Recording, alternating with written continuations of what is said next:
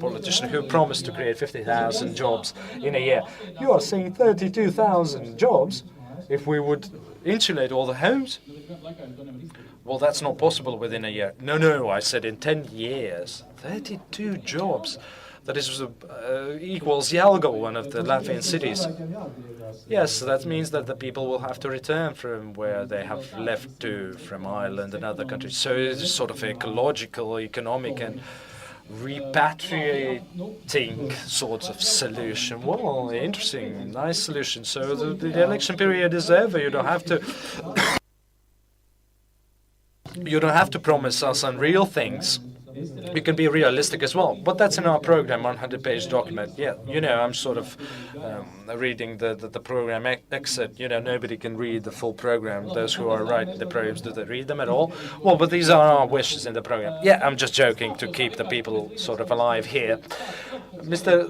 Ieelpa, you could continue, Mr. Zelinskis, as a representative of the Ministry of Environment, will know best and put everything into the order. Mr. Ieelpa, 32,000 jobs. Oh, that's a hell of a number.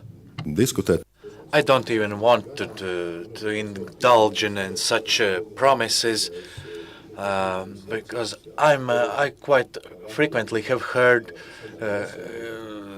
such surprised voices like, wow, is it Latvia?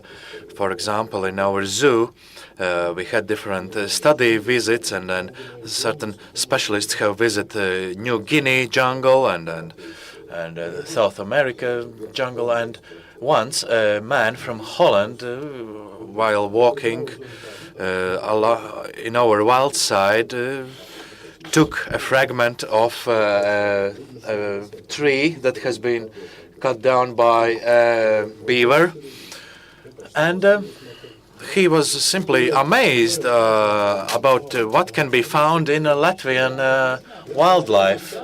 But actually, what we are talking about is the green jobs. Yes, actually, my priority would be not only to create the green jobs, but I actually have the mission in 20 years to create these green jobs relating in a close association with the ecotourism, because people will be willing to pay for to see the black storks or other animals that are very rare nowadays in Europe. But when we talk about the following 4 years, yes, if we talk about the following 4 years during which I am in the Parliament, I must mention two issues. First of all, we should put in order the waste management, namely to finalize the draft law.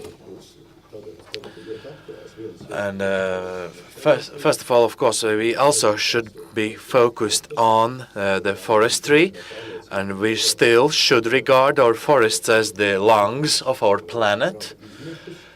And not only we should judge but the producers based on how much pollution or emission they create or generate, but also how much they capture. And this is what should be evaluated also from the financial point of view, because this absorption also is very important.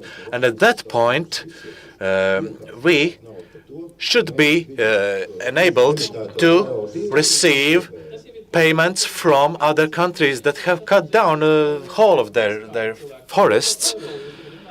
Actually, you are referring to the conference held in Mexico, but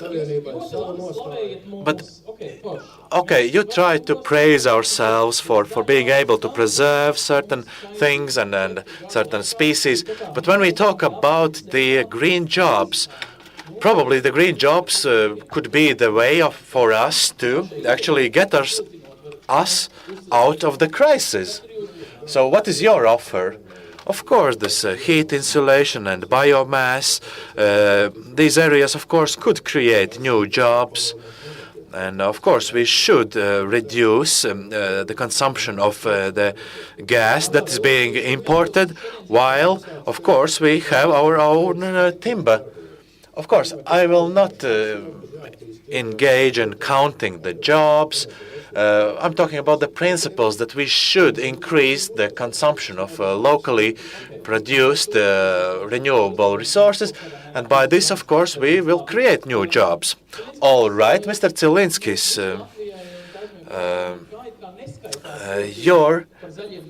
the party you represent is mainly identifies itself as a national party, but do you also have something to say on the Green side?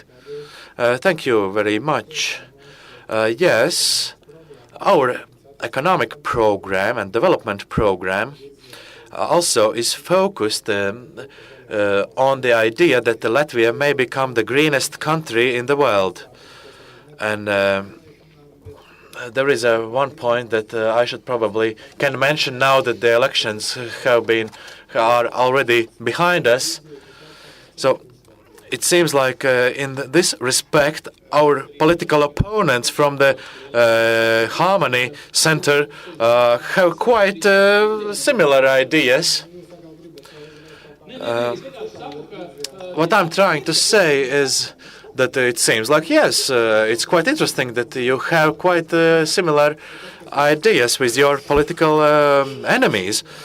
But of course, not only these ideas are there on the paper, but actually, most probably, we have used the same sources of information, and the conclusion is that we have not calculated how many jobs could be created by launching all these heat insulation programs.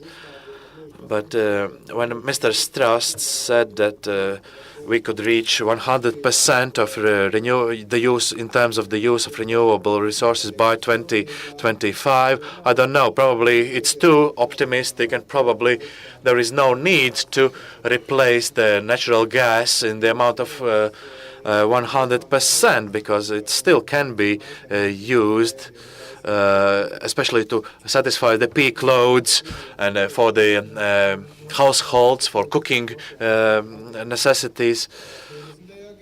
We could aim to reach the 60% by 2020, and of course the heat insulation programs may generate new jobs, and what we need in order to ensure this in terms of resources that can be provided by our government and the European Union, of course they are quite limited and they should be used as efficiently as possible. How can we attract additional resources? We could attract the so-called energy service companies or from the private sector, either local or foreign, that may perform the actual energy efficiency improvements upon different types of housing.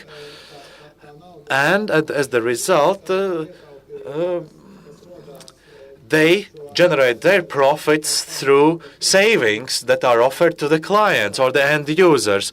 So you are paying 100% of all the energy you spend. After the insulation has been done, you live in a much more efficient house. You live only 95% of the initial cost. So in other words, part of the savings is routed or actually channeled to the company that has performed this energy efficiency program. So it's also important to absorb all the European funds that are allocated for these purposes. Is there anything else you would like to add? Of course, on one hand, we should improve the efficiency, and secondly, we should promote the use of renewable energy resources. Yes, today we discussed different types of solutions, and colleagues from Poland said that up to 40% can be subsidized by the government if you choose to install a solar energy panel on your house, either or the same goes with the heat pumps and other solutions. Can the Latvian government follow this in the footsteps of Poland, thus motivating the consumers? Actually, the Latvian government has already decided to do so.